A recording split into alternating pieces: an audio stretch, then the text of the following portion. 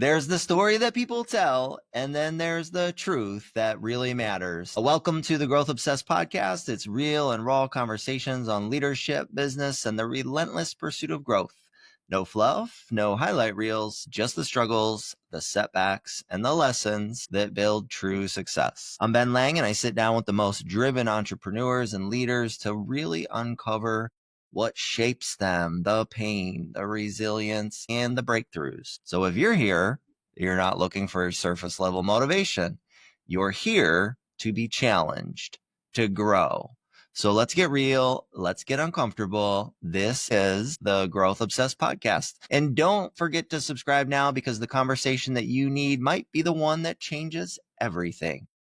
Today I've got Kellie Revoir, and I'm super stoked because Kellie is a rock star all around, super smart and incredibly charismatic. I remember seeing you on stage at Club Wealth years ago, and I'm like, man, she's got like a real presence and an aura that, like, I think is very magnetic. I think when I see you in stage, and now that I know you, like, on a personal level, you've got like an energy about you that's just, I think, is very magnetic. So I first want to say that. But Kellie, you've accomplished some great things. You're one of the few team leaders out there that actually has a profitable team. So I want to dive into many of them. I want to dive into, I know, like, a little bit about, like, everybody sees, this is the thing, like, everybody sees like the Facebook posts and like the wins and the level of success. And I think a lot of people are like, well, I want to be like that person. But what they don't see is the struggles and the mountain that had to be climbed to get there. I feel like it's, have you ever heard life is like the gym? If you look to your left, there's somebody that, you want to be like and you're striving to be like.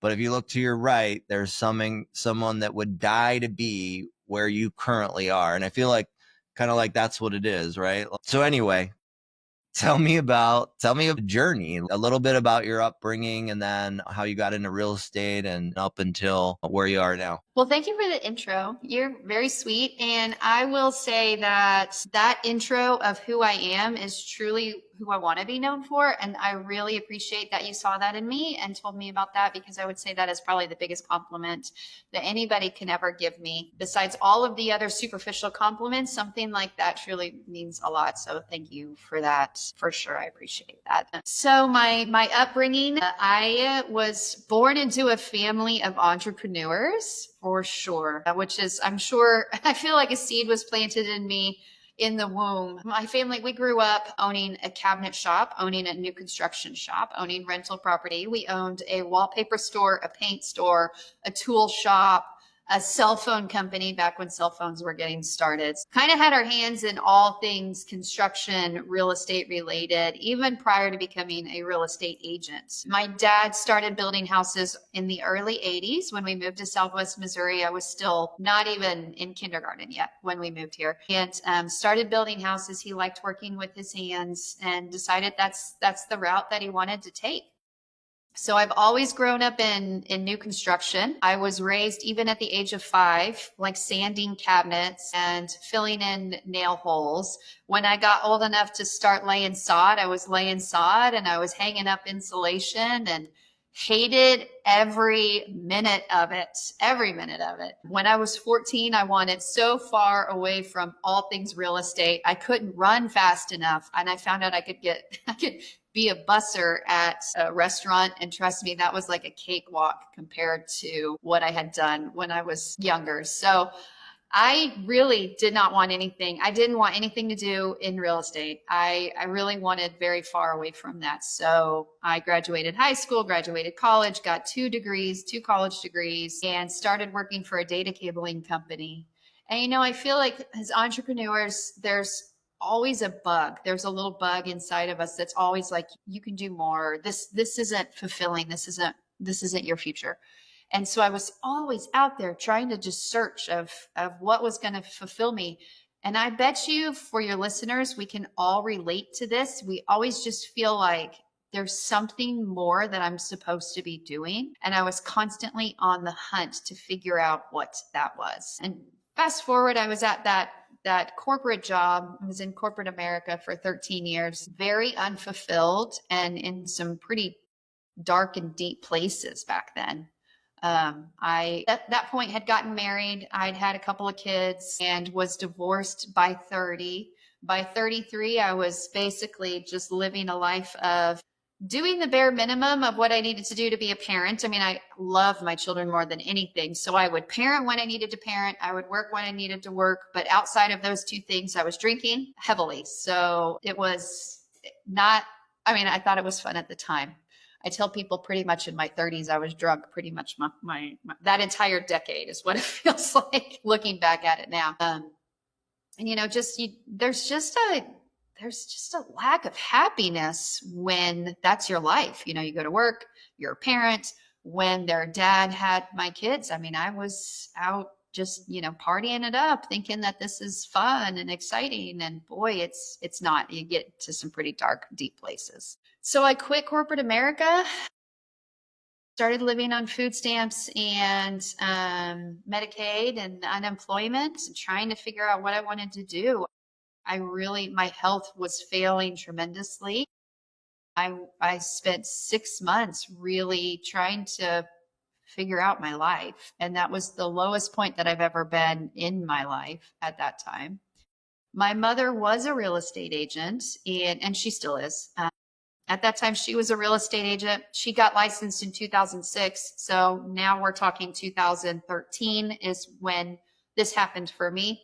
So she had gone through the crash of '08. I know, Ben, you did too. So you were in the middle of the crash as well and survived. And I like to tell people she became the number one agent by default because she got up every day. She put one foot in front of the other. Since my father was a builder, we couldn't get loans. They were not loaning. Banks weren't loaning any money unless it was a spec house. Or I'm sorry, they weren't loaning money for spec houses. They were only loaning money if it was a custom. Nobody was building any customs. So my mom was like, I guess I'm going to do this real estate thing full time. At the time, she was only the realtor for my father. And so she went out and started actually, trying to drum up business. So many other real estate agents had to go get jobs, hourly wage jobs. And that's just not, it wasn't what she had envisioned. So she worked and worked and worked, and her business actually grew during that recession. And by the time that 2013 rolled around, she was the number one agent in her brokerage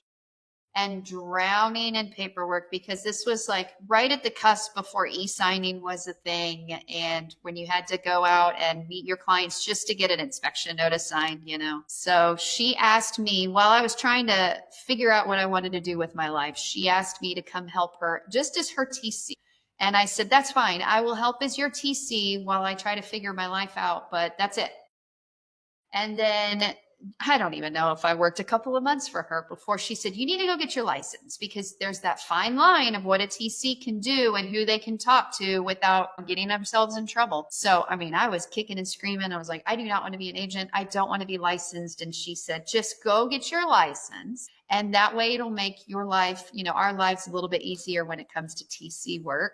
So I did. And full disclosure, I did not pass my first time, which was humiliating because I did not want to have to call my mother and say, I know I grew up in the real estate world, but I did not pass my test. Ironically, I did not pass my first test because I started having relationship issues with a guy I was engaged to and kicked him out of the house the night before. And then I had to show up to my test and try to actually pay attention. And I'm pretty sure the gentleman behind the counter at the time almost saw me have a full-on breakdown at that point. I was such bad shape because I missed it by 1 point. We needed to have 70 points and I had 69. So waited my 3 days, retook the test and passed. And fast forward now 12 years in, here I am. So that's like the first half of my life in a very quick nutshell. Yes. Everyone has a story. And I think I want to know more about the 6 months where you said it was you were in a deep and dark place. And like, I know your mom kind of helped pull you, and I want to talk about your relationship with your mom and what kind of influence she's had in your life too. But first I want to talk about like the 6 months. How did you, other than your mom, like, encouraging you to come work for her, what did you do to get out of that space, that headspace? That yeah. So that was really, really, really hard. I was in such a bad place. I know a lot of people talk about what stress does to your body. The amount of stress that I had from my job, my job really wasn't even like the corporate job was not even all that stressful. The stress was things I had brought onto myself. It was all decisions that I had made that got me to where I am. So, and I'm incredibly grateful for that job. I just knew that I didn't need to be there anymore. A lot of things were happening for me personally. I wasn't in a good, healthy relationship at that time because I'd already broken up with my ex-husband. We were fully divorced. And so I wasn't in a healthy relationship at that time. I had a kid that was 4 years old that kept getting kicked out of daycare. So I kept having to take off work and go pick him up and be at home with him.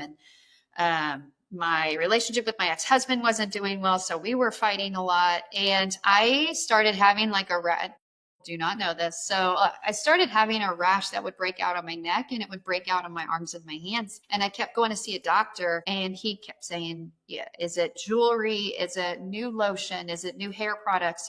Going down the gamut and tried this medication and this medication and this medication and nothing was working. And then he said, hey, I just kind of think it's stress. And I was like, no, that's dumb.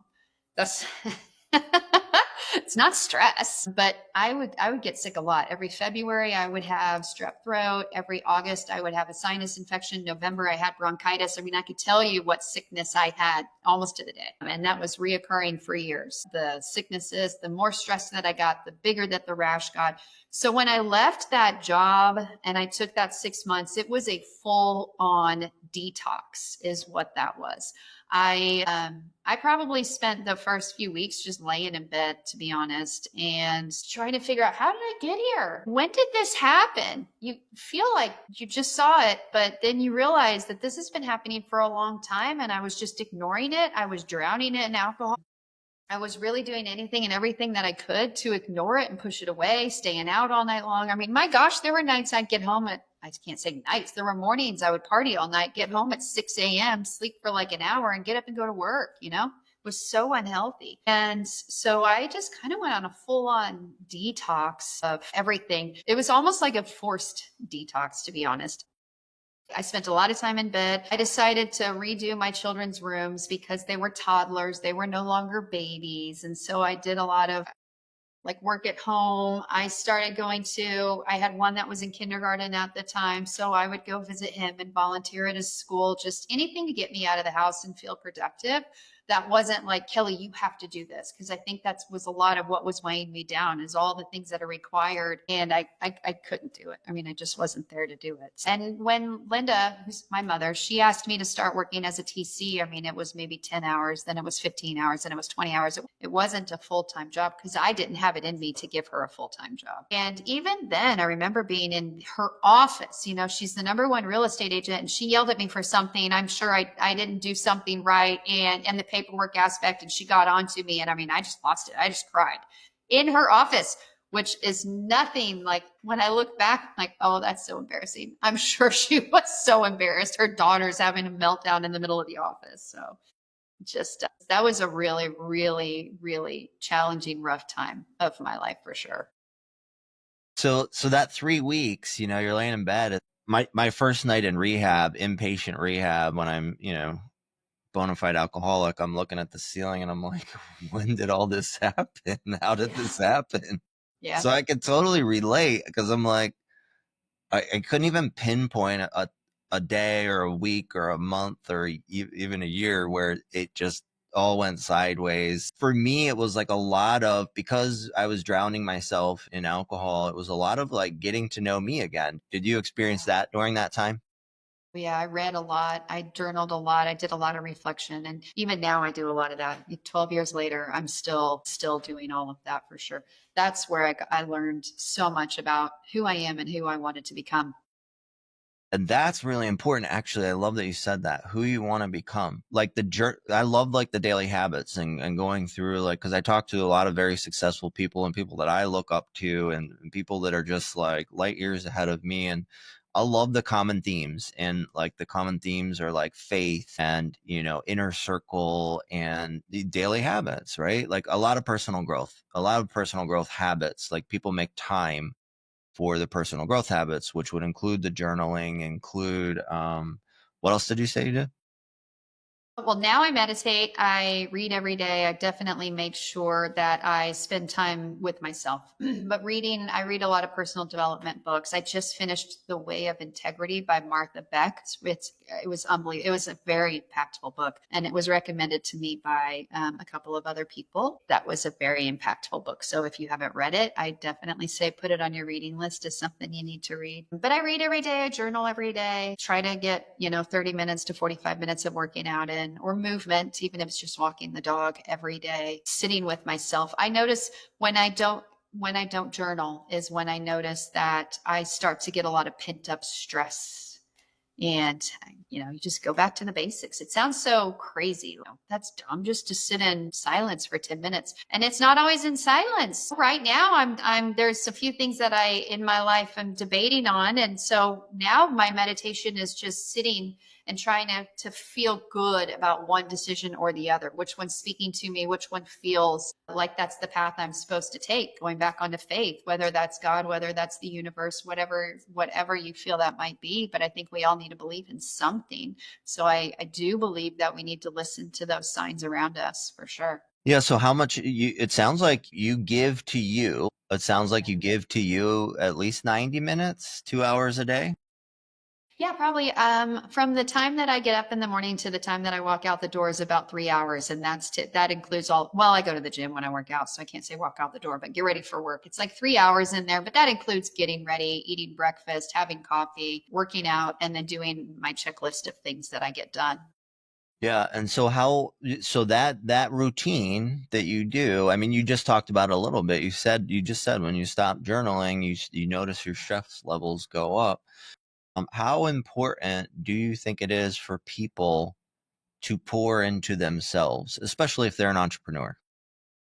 I think that is the most important thing that you should do. I mean, personally, over every phone call, over every appointment, over everything that we have to, because we have to show up for ourselves. And if we don't have the energy to show up for ourselves, then how can you show up for the people around you? So to me, Yeah. being selfish is the most selfless thing that you can do. I totally agree. I'm glad you said that too, because like for me, being selfish in the way of pouring, not like being selfish only in the way of pouring into yourself. I believe that it allows you to show up as your best self for the people that love you. And I feel like that's what they deserve, is the best version of you. Hmm. Right. Yeah.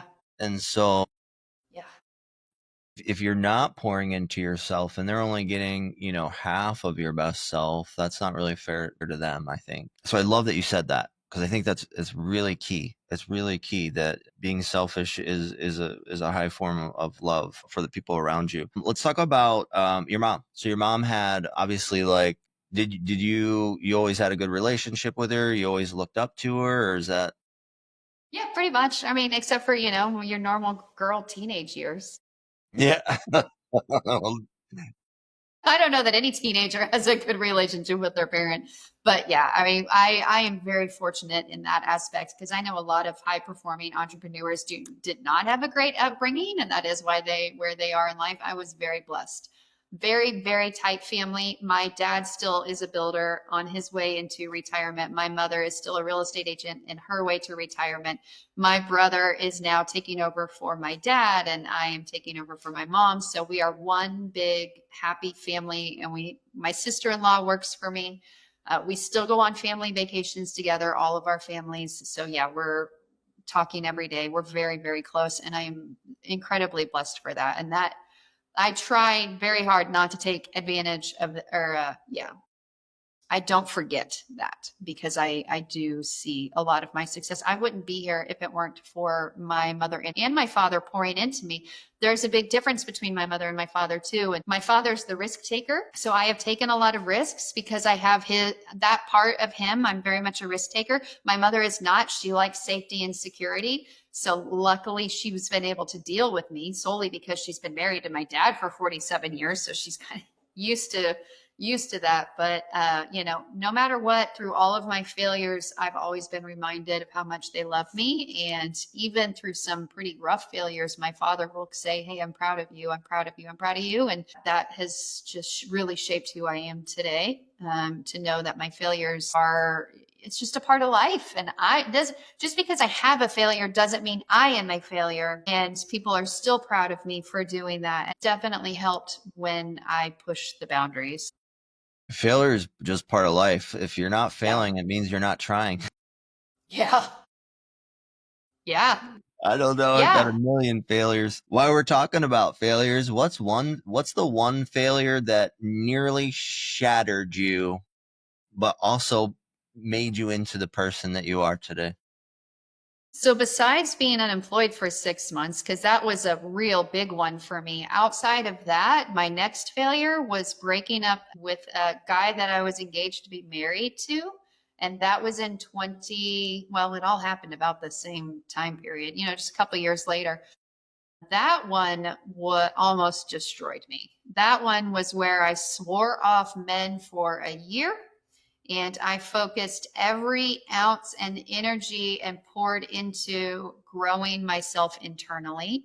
And that one really was the catalyst of why I am where I am today, is because I developed it. It took me a year. I mean, it did not happen overnight, but I learned so much about myself, who I wanted to become, who I was, where I wanted to be, who I needed to become in order to get to that place. And I poured into all things personal development, all things faith, and into being a mother, and into being a real estate agent at the time, because I was fairly new in the whole real estate game as well. And I just poured into all of that. And that was the best thing that I've ever done for myself, because I learned how to have faith in myself and belief in myself. And I learned the value of me as a person, not me as a person with a partner. So it was the best thing I could have ever done.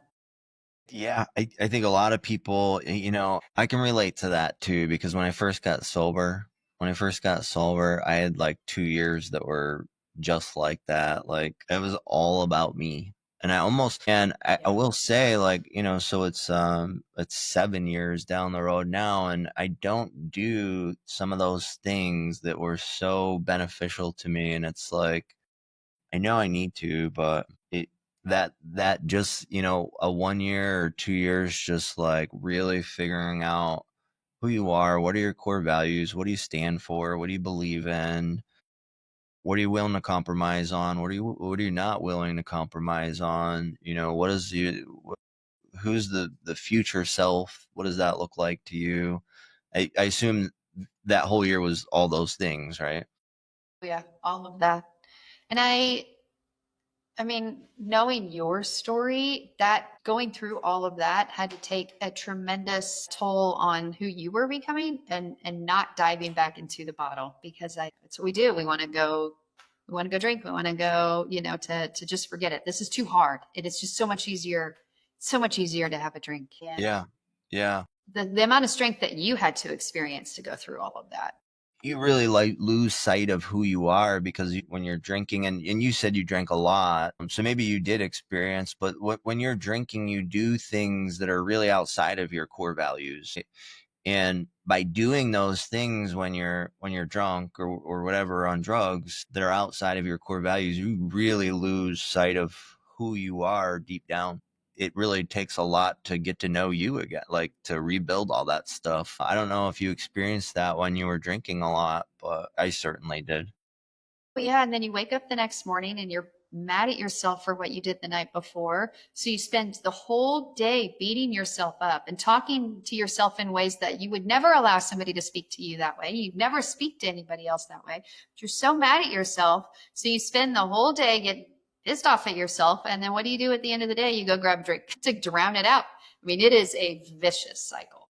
It is. It's a vicious cycle. And it's the shame. The shame and the guilt makes you want to drink again Yes. to get rid of the shame and the guilt. Tell me about a moment where you almost gave up, but then you didn't. Well, that is a great question. I honestly don't know if I've ever had a moment where I've just completely wanted to give up, to be honest. I don't think that I ever really had. I don't think that was ever really a choice for me that I allowed myself to do. That's awesome. Yeah. That's Nobody's awesome. ever asked me that before, Ben. That's a really good question. And I'll probably think of it late tonight and I'll text you. How about this one? What's one thing that success did not fix for you? My worthiness, for sure. Your For worthiness. sure. Yep. Okay. There's an amazing book by Jamie Kern Lima called, the name of it is Worthy. And she says there's a difference between confidence and worthiness. And when you first think of those words together, you're like, I don't really see the difference.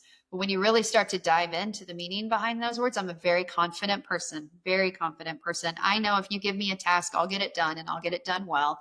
Might take me a little bit longer, and I'm perfectly okay with that. Some people can get a task done in a year. Some people it takes 5 years. I will get it done. It might take me longer, but I will get it done. But that will not fix your worthiness. And that is still something that I do struggle with. No matter how successful you can become, it's still an internal struggle with the type of person that you are and your worthiness. And I think that is just still from my failures of my past and some past relationships that I've been in, that you start to question your value and your worthiness. So it's still something that I think that I work on every single day.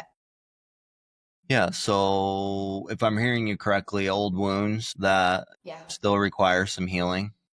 sure. So when you say you're working on it, like what are the healing process, what kind of things are you doing to heal yourself from those old wounds?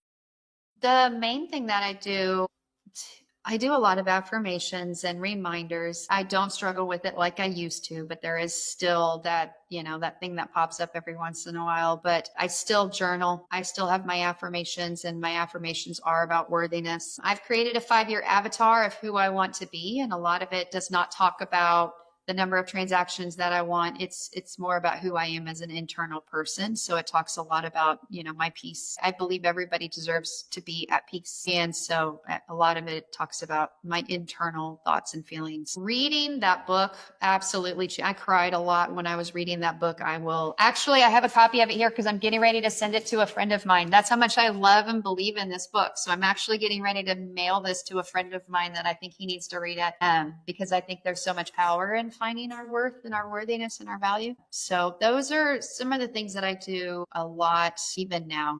To help combat that is I want to be there for other people. I try to pour into other people, just like you have done as well. I feel a lot of value in myself when I'm able to help others and give. So I truly believe that my purpose in life is to help others go through some of the struggles that I've gone through. I know this is why you and I connected so well and so easily, because our hearts are both in the same place of what we want to accomplish in life. And it's to change the lives of those people around us, not necessarily sell the most number of houses. Yeah, I know that you're really big on paying it forward Yeah.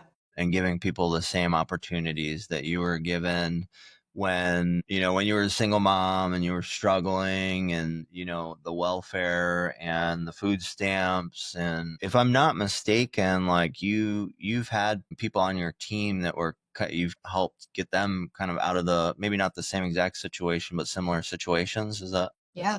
Yeah, absolutely. Anybody and everybody. I love the person actually that I'm mailing that book to reached out to me just through Instagram or Facebook, and just started talking to me and about some struggles that he was having, and suicidal struggles. And, I haven't talked to him in years, but he'd been watching me in the background on my social media. And that's a huge gift for me. He almost felt like he was a burden to me. And I'm like, you have no idea the gift that you're giving me by having these kinds of conversations, and seeing that in me, to know that I could be that person for you, was a huge gift for me. So I love paying it forward. I love helping others. That's why I wanted to be a team leader, to start that, to just pay it forward. I think that's the greatest gift that we could give anybody.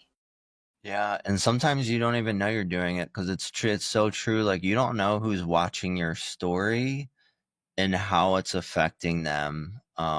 When you are authentic, right? When you're sharing the adversity, when you're sharing the struggle and overcoming the adversity and the struggle, people are watching and they are paying attention. Yeah, they I know really that are. because they've reached out to me too. Yes. I know Yeah. that for sure. What's the single most important lesson that life has taught you? The single most important lesson that life has taught you? Do not give up ever. Don't give up. Another And common it's, theme on this. I yeah, I mean, love it. it just, I love yeah, it. you can't stop. I mean, you had asked me earlier, when have I ever felt like stop? I've never felt like stopping. I really haven't. I've never even, it's not even an option for me.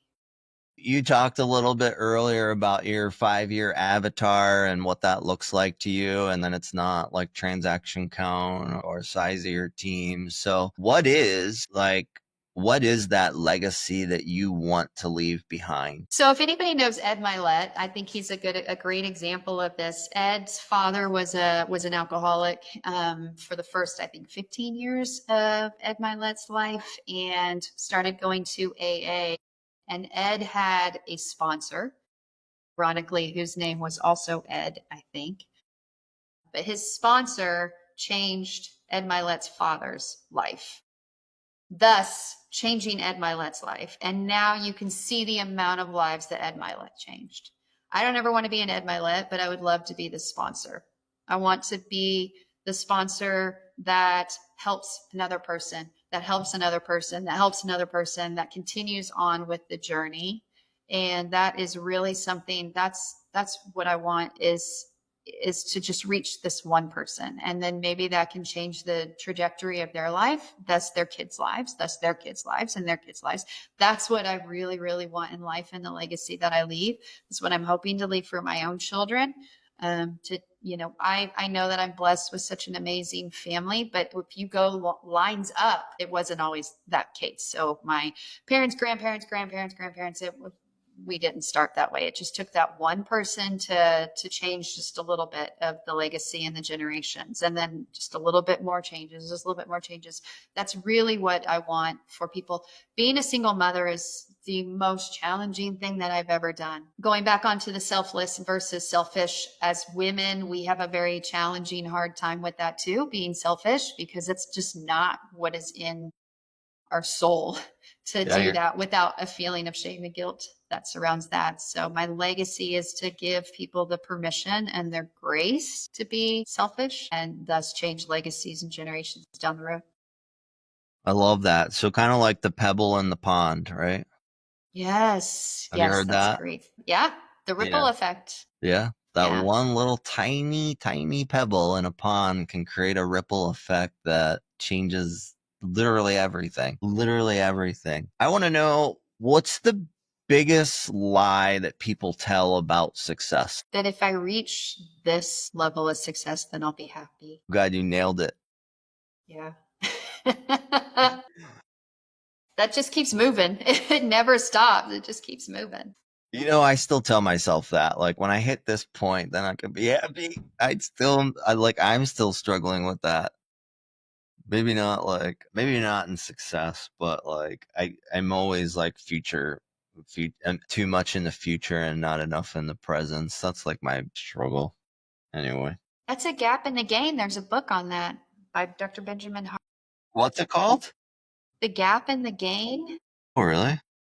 Dan Sullivan and Benjamin Hardy. So the journaling helps with that. You can flip back and you can see where you've been. You can look back and go, "Oh my gosh, I can't believe I was there just a few Uh, months ago." And then you can see the growth. Honestly, I did not talk about my story of being on welfare. So, Ben, if you go back to when you were in the deepest throes of your addiction and look at where you've come today, and you said 7 years, that is not that long. It really is not that long. And the number of lives I've seen your posts and the conversations that you and I have had, Lisa's posts and the conversations that her and I have had, and the number of lives that you're changing that you don't even know that you're changing. This podcast is a great one. Your intro is spot on. How many of us have been transformed on one podcast that changed everything? You know, it happens over and over for the people that are ready to hear it. You have to be ready to hear that kind of stuff. When I look back at where I was in 2013 and the kids and I were literally shopping at Walmart with my SNAP card, it is humiliating. And I did not start talking about it until about 2 years ago because I didn't want anybody to know. Everybody knew I was a single mother, but nobody knew that we were literally living on unemployment food stamps and Medicare. Nobody knew that. Medicaid. I still get those confused. But nobody knew that we were doing that. And I didn't start telling people about 2 years ago. And that would have been a decade after we were in that space. And the first time that I told anybody, super embarrassing, but I realized somebody came up to me and said, I can't believe that. I had no idea. And then I realized that I'm starting to touch these people on a more authentic level. And now I look back and I think, oh my gosh, in 2013, I was here not even able to afford milk for us to drink. And look at where I am today. When you start to see that, even in you and yourself, when you start to see that, you'll realize how far you've come, and it will give you everything that you need to get up tomorrow when you might be having a bad day. Because it's not about you anymore. It's not about me anymore. It really is just about the lives that I can help for the people around me. That's I everything love for me. that. And you are, by sharing that story. So what, I want to know what made you, like 2 years ago, what changed? So I'm in a group called Go Abundance Women. So there's a Go Abundance men's side and a Go Abundance women's side. And I was looking for something. I mean, you and I met in a coaching company. So I was looking for something similar to that, but not quite on like real estate coaching. I wanted something more. I wanted something bigger. I was introduced to them through another person that was within our same group that all of us were in. And within this group of Go Abundance women, not only do they talk about building wealth, building legacies, they also talk about, I went on a retreat in San Diego and there was a wisdom circle that we had. And you really had to talk about, tell me something that was the most painful for you. And we had 3 women or 4 women, depending on the size of the group, that were telling us, some dark things. And I was like, I got nothing, guys. You guys are all talking about abuse and sexual abuse and traumas that I can't relate to at all, right? And then we went on another retreat that fall doing the same thing. And women were all talking. I'm like, guys, I really got nothing. I guess I could talk about my divorce, but I was happy at that time that the divorce had happened, So I really didn't have a story until it hit me. And I realized I do have a story. And so then the next time we did it, the next spring when we were on a retreat, I told my story. And then that's when I felt connections to people and bonds to people that I had not felt before. And it took me on this whole other spiral. And I never even spoke about it outside of Go Abundance. I talked about it when we were doing our wisdom circles, and then that was it. And then all of a sudden somebody had asked me to be on their podcast. And I was like, yeah, sure, I'll be on the podcast. And it came up and I'm like, oh my God, no, why are we talking about this? I don't want to talk about this. But then I had somebody else that said, oh my gosh, I heard this. And then I had somebody else. And then it's just literally spiraled from there. I was actually interviewed last fall for Tony Robbins. The boys and I went to UPW last fall. I created a Facebook post within their group of all the participants and said, I can't believe 13 years ago, the boys and I were living on food stamps. And I was bringing my boys with me to UPW. I said, now the boys and I are able to sit in the diamond seats. I never thought that I'd have this life. All of a sudden, I have people from Tony Robbins' organization reaching out to me and asking me to interview me during this event. How cool is that? That's awesome. Oh my God. Talk about goosebumps. Like I had them everywhere. I got a phone call. He was like, we want to interview you and your boys. And so at that time, my boys did not remember living on any of this. They don't remember those times. So I had to sit down with them. This was literally just less than a year ago. It was November of 2024. I had to sit down with them and say, hey, we're going to be interviewed by Tony Robbins' organization while we're at this event. And here's why. And I had to tell them that we were living on welfare food stamps and unemployment. And that was humiliating for me as a parent, but we really had to talk. They had no idea. And we live a very good life right now. They had no idea. I said, we were literally, you guys were eating like cheese and crackers for dinners at times. And they did not know any of that. They didn't remember any of that. So when they were interviewed, we were interviewed 3 or 4 times while we were there. The first night that we were there, the interviewer asked the boys what their first thought was whenever that happened. And both of them had just said they had a whole new appreciation for me as their parent and what I've been able to overcome, but also for the people around them that do live on, government assistance and welfare. Knowing now that they were in that same boat, I think humbled them rapidly. And it was a very good bonding moment for all of us. But it was really hard to tell them because I never really wanted them to know. I hid it for people for so long, for so long.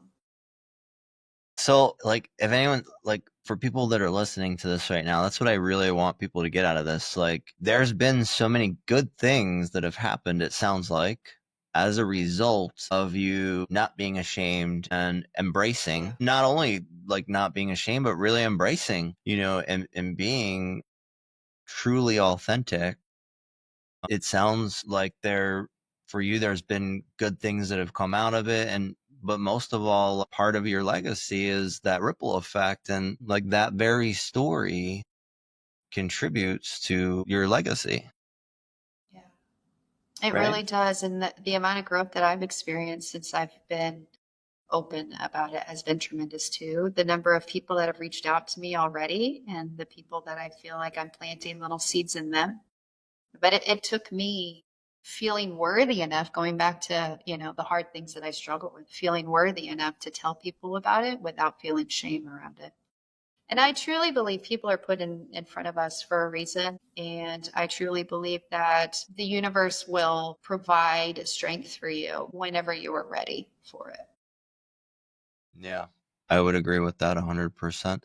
So someone's listening right now and they're in a deep dark place and they struggle with self-worth, and self-worth is one of the things that's really holding them back in life.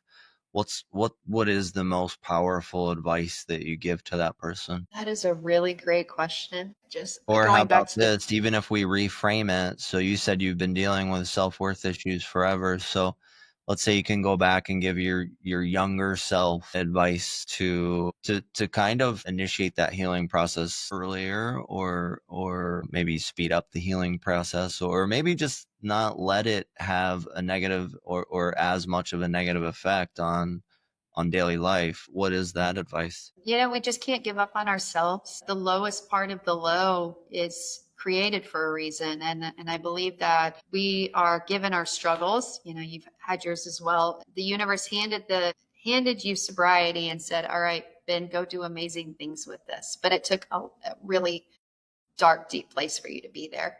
But it also gave you the permission. It gave me, going through all the things that I've gone through, gave me the permission and the strength. I feel like the universe knows you and I are strong enough to be able to pass this on to people and to help them grow stronger as well. So when you don't give up on yourself, you can't give up on yourself, because you will find as you move through this, there will be somebody that needs you. And you don't know who this person is. They're probably not in your life right now. But in the future, you will find somebody that needs you to have gone through all the things that you've gone through, because you need to help them. And they need to, thus learn, in my instance, to be better parents, to be better grandparents, just the legacy continues, be better partners. But I had to go through everything that I had to go through because it's given me a platform to help everybody else in front of us. So don't give up, because what's happening right now is the universe is giving you things because it knows you're strong enough to overcome it, and it can see that you will be helping others in the future. That is what I firmly, firmly believe through the failures and the struggles and the strengths that we've all had over the years and the challenges. Powerful. Very powerful. Last question. If we strip away your success, we stripped away the fact that you're a mother, we strip away your team, and we strip away all of that, who is Kellie Revoir at her core? I am somebody, I'm a huge lover. I love all people, not judgmental at all. So that I think is definitely a big strength of mine, is that I make people feel comfortable. and at ease with themselves. Not always. This is my hope. I mean, I feel like I do this for people, but I is somebody that is incredibly strong and that would love nothing more than to help you believe in yourself. Love it. And I see that, by the way. Thank you. You said you hope to be that person. You are that person. I do want to say that. You've got an incredible story between, the paths that you've gone down and the triumphs over the adversity and the never giving up and always just one foot in front of the other. I love, love, love how much you're dedicated to personal growth and becoming the very best version of yourself. I think that you're elevated on that level, and I think that's super cool. Thank you. And you've given some really good book recommendations. Yeah, I've got plenty. So if anybody ever needs any, just reach out to me. Gosh, I'm gonna check out the Gap and the Gain and the Way Yes, of it's a good one. Integrity and Worthy. They all sound like phenomenal books. So I thank you for your time today, and I got a lot. Yeah. I mean, I got a lot of value out of it. Just learning, and I just love hearing people's stories, and I love hearing the triumph. I really do. Everybody, like, it's everyone's life's coming to get you no matter who you are. I mean, it's It coming will be for you there. one way or another. So, it's important, I think, for everyone to know the daily habits and the book recommendations and the mindset that it takes to get through to the other side. So thank you, thank you, thank you. Thank you. I appreciate you guys reaching out. And I would read Worthy before you read Way of Integrity. Yeah. So read Okay. Worthy first and then read Way of Integrity. Read Gap and the Gain first off. Yeah, for That should be me. your first one. Yeah. Yes. For me, Yeah. I feel like that one's a good one. That's a And if very good one. are you hiring agents for your team right now? Always hiring agents for the team. I'm always ready to change lives. Yes. So And hiring agents. And if somebody wants to buy or sell, where are you located? How do people get in touch with you? Springfield, Missouri area, Springfield, Branson. So we're in Southwest Missouri. And I am on all social media platforms at Kellie Revoir. So that's Kellie, and then my last name is Revoir on all social media platforms. So easy to find me. Kellie's going to be the best team lead and the best agent in the whole state of Missouri. Thank So you. I highly, highly recommend. I didn't even pay you to say that. Thanks so much, Kellie. Thanks, Ben. I appreciate you.